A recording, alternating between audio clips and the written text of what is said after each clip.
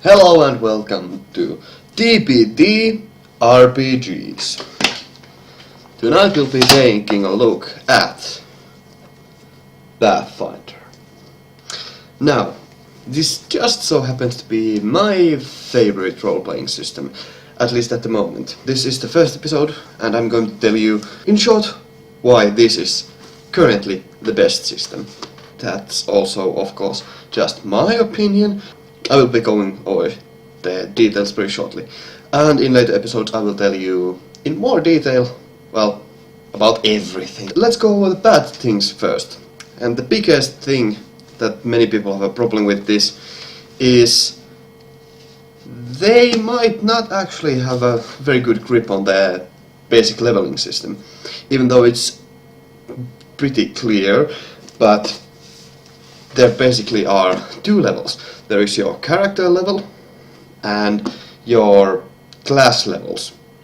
So you accumulate XP, which gives you character levels, and then you put those levels into your classes, and by putting more levels into one class you get better abilities from that class and so on. But where it gets really strange is when you multi-class, because that just makes it very confusing for a lot of people. But that is one of the big problems, but it's also, once you get used to it, it's actually a very good leveling system. Then the other big problem is combat, and that's mostly because, well, it's kinda slow. My first experiences playing D&D, or RPGs in general, was with AD&D, 2nd edition, to be exact. And in this edition there was no grid, there was very bad initiative system, and in general this was basically just a mess of a game, but it was fun. Then one system I have played most with my friends is D&D 4th edition, which is basically, as many people know, it's just a miniatures war game. But it's a good system for that, because everyone has a lot of choices. The system is technically pretty fast if you know what you're doing. It's one of the most fastest systems ever for combat. Well, that kinda doesn't hold true when you have a lot of people and when you get higher to levels, because they have to scroll through like 20 different powers and choose which one to use. But it's okay system still. This is also one of the best ways to introduce people to D&D. But grid was introduced in 3.5, or actually in 3rd edition, but not specifically. You could use a grid, but most people just tended to not use a grid, because they just measured everything in like, well, to an exact feet amount, which was okay, but it was pretty slow, and even though it was very accurate, it had a lot of problems. So in 4th edition they brought out the grid. Here, for example, you can see the grid very clearly here, and everything's measured in this grid. Movement, attacks, area of effect attacks and ranges, and everything is measured in very exact numbers, and it's very simple for a beginner. In Pathfinder they have a cross between the two. They are using still a grid, which is the same in the 4th edition.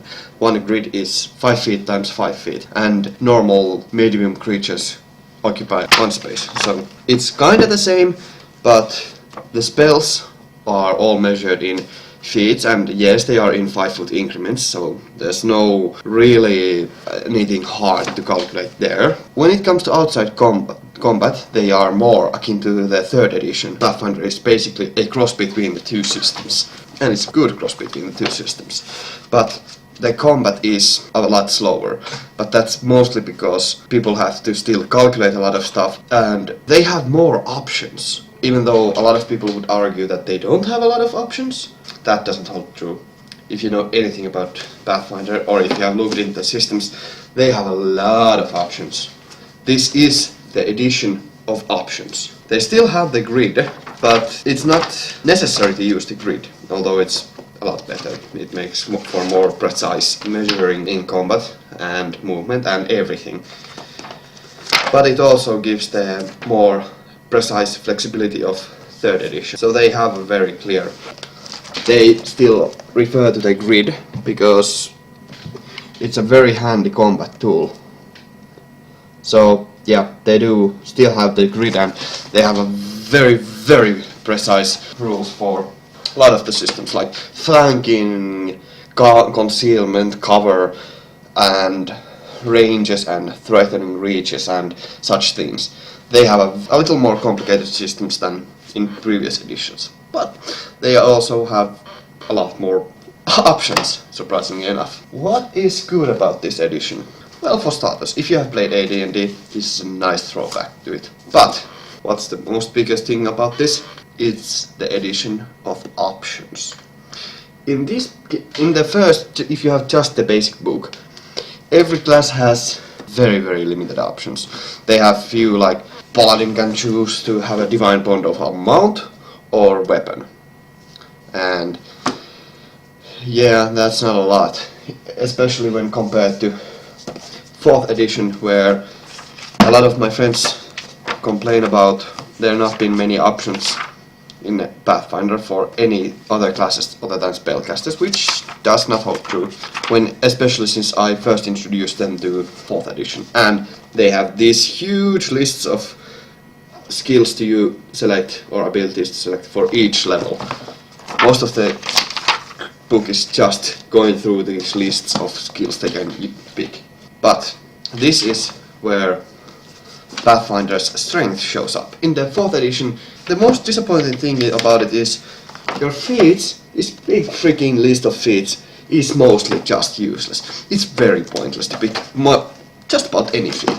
Oh, yeah, sure, once you get to Epic and Paragon levels, you do get more options, but they are still not good options.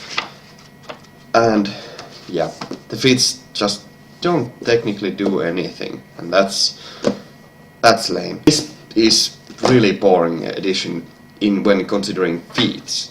Otherwise, the combat is really fun in this one. But in Pathfinder, first of all, we have two big spreads. There's a lot more feats, and they have a lot bigger impact on the game. Most of the builds for characters, they differ mostly by feats, because the feats are really good. Well, excluding spellcasters, but they don't need any more choices. Their choices come from spells and meta magic feats, which give them more options. But every martial class has a lot of choice by feats, because they can specialize in whichever they want. And they have, even in the first, if you just use the basic book, they already get a lot of choices, because the feat list is humongous. And that's really great. Then, one of the other good things is spells. And my god, there's a lot of spells. And they are awesome. For every spellcaster, there are a lot of options. And these are not only for wizards and sorcerers. They are also for clerics, druids, bards, rangers, paladins, and rogues can even take spells if they want to. This game really supports spellcasters, and it's freaking awesome. But I got to admit, if you are just playing with just this book, you're not getting all that much out of it. There are not that many choices, but what choices you do have are excellent. In all, just this book is really great. And yeah, it's a lot of fun, and I definitely recommend everyone who has played and wants a better experience, and they have at least some experience, they should definitely take this. What really is the big advantage of it? Of course, they release supplementary books for every edition, like, yeah, this is the first book, and then there's the second player's handbook. And what does it do? It gives you more classes, more races, and more feats, and which are all really lame. So there are mostly just more classes, and that's fine, I guess, but also more items. But you know, it's just more, and builds don't really change all that much. Played one sorcerer, you played, well, 1/3 of the sorcerers, but still, most classes are the same, always. Basically, this does not add any value to this. However, the one thing I really love about Pathfinder is, if you decide to get supplementary books, like, for example, the Advanced Player's Guide. What they do in this edition to bring you more options is character archetypes, which basically mean that you take something out of a class and replace it with something else. There are a lot of archetypes for every class, and I do mean every class. Even spellcasters have different archetypes, and that's really strange. But they do still give you more archetypes and more specialization schools in everything. Like for sorcerers they use thing called bloodlines, which give you different powers according to which level you are, and they give you more bloodlines, but they also give you more archetype options. So, like for an example, let's say Paladin, they can choose to take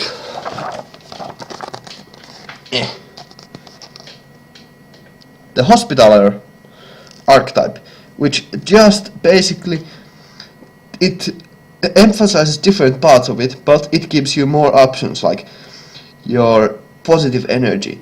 Because channel positive energy, which is their feature, they gain, it becomes different for them, but it's still basically the same. They still have a lot of options, like they can get a more aggressive type of paladin, they can take a more defensive type of paladin, they can make a caster paladin.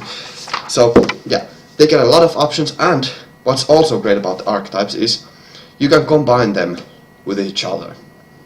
So if they just don't replace overlapping attributes, you can combine them, which is really great. You can also technically multi-class into your own class, which is just a different archetype, which kinda undermines the whole multi-classing purpose, but that still gives you more options. There are a lot of books. Like these are the two biggest things I have. Ultimate Magic and Ultimate Combat. These also both give you mostly more options. More and more options.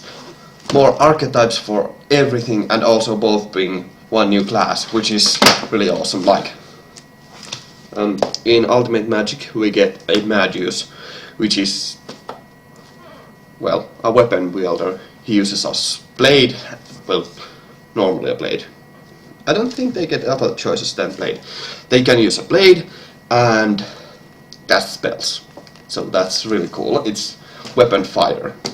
It's a spellcasting fighter, which is really cool. They are less tanky and not as effective in melee, but they are still effective in melee. And in this they get a gunslinger, which is pretty cool. But yeah, so they gave you more options, and that's basically the best thing about this whole Pathfinder. But then, one of my biggest gripes is, which is basically with every new supplement that is released, it always makes some options bad. For example, let's take a look at one of Pathfinder's prestige classes.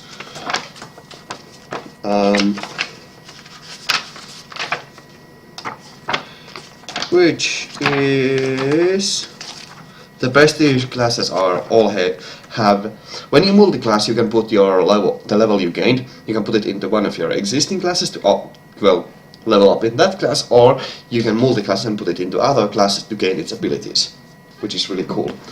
Or if you met the prerequisites, you can take a prestige class, which they are more specialized classes. But one of my biggest problems with this edition is, well, basically just with one prestige class, and it's the Eldritch Knight. See that guy? That's an Eldritch Knight. So, I don't know if you can see it there. Okay, whatever. So, basically what a Eldritch Knight in this edition is, it's the same as Magius, except worse, because it doesn't get any of the extra cool stuff, and Magius gets spells that augment his, well, that are fitted for him, but the Eldritch Knight is just shit. So that's really bad. Also, so those are that's one of my biggest complaints, were smaller complaints about the game. Let's get into the GM side of the game. We have the bestiary and game master guide, and also this is for both players and GMs, advanced race guide. Let's talk about this first, because this is also important for players. So it gives you more options for every race, and they also give you a shit ton of more races. So yeah, there's a lot of races, and they also have a lot of options. As I said, addition of options. They have unique feats and items and equipment, and you can choose what features you can take from races, and yeah, that's all really cool. But yeah, that's not always required to have this, because basically this big thing, this gives you, well, the basic races, and that should be more than enough. But it's nice to have more options. But what is the biggest thing about this is the race builder, which basically gives you tools to create anything you want, which can be a monster race or player race or mutation of something. Mutated race, which is basically like, you want a kobold with wings? Fuck, we can make elf with wings. He will lose something, but he will get wings. So that's kind of fun, because you can make your own races and they will be still balanced, which is very, very cool. Then, the Game Master side. Let's first look at the bestiary, because this is one of the biggest things. So, if you're wondering why this is such a big thing, or not actually all that big, this is something like 300 pages or so.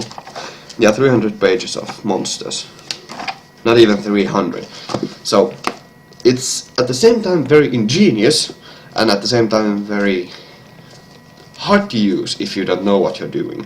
So this edition is not very user friendly. So let's go over the first thing. First of all, this works the same way as players do. You level monsters up if you want to give them more power, which at the same time is very simple. In the end of the game, this book, you have a monster builder. There's a big list of features you can give, and special attacks and feats and everything you can give your monster if you level them up. You have a lot of extra special monsters, like, look at that, it's a Xyl. Yeah, I don't know what the fuck that is. But if you're looking for like more like basic fodder for your enemies, you're looking like, yeah, I want more kobolds to throw at them. You look at the book and it just has one kobold. So if you look at the part, you can see it's a kobold warrior, which is in itself really stupid. But some of these races, basically they give you races in this book, not monsters, which is, it gives you more flexibility to create the races, but it's slower. It's a lot slower than in most games, because you have to really create new characters as enemies, and it's a lot slower, but it gives you more options. But it's slow, but it has more options. So yeah, for an example, here's an orc.